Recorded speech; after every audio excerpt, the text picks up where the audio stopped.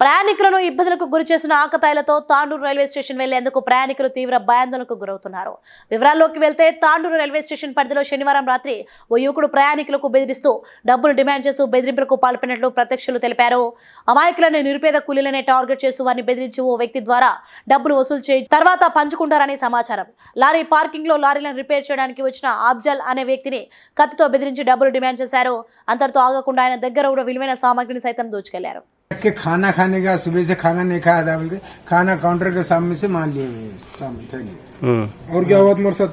और गल्ला पकड़ के फोन खींच रहा था, पैसे खींच रहा था, फोन बात कर रहा था। क्या नाम तुम्हारा नाम क्या? अफजल है मेरा नाम। कहाँ से है? हैदराबाद से। यहाँ क्या काम करे? यहाँ लाड़ी का काम करने आया पार्किंग के अंदर। ओके बसा नहीं है बल्कि यहाँ स्टेशन में आया 9 बजे से बैठा बसा। तो कहाँ यहाँ ठहर के मैं बात कर रहा था तो सब सामान दिख रहा था तो चाकू निकाल के गल्ला पकड़ के चाकू बता रहा।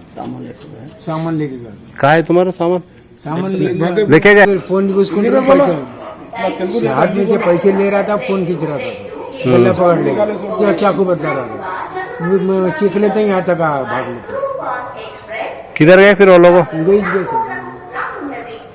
Please like and share, subscribe to BCN Telugu News. Please like, share and subscribe to BCN Telugu News.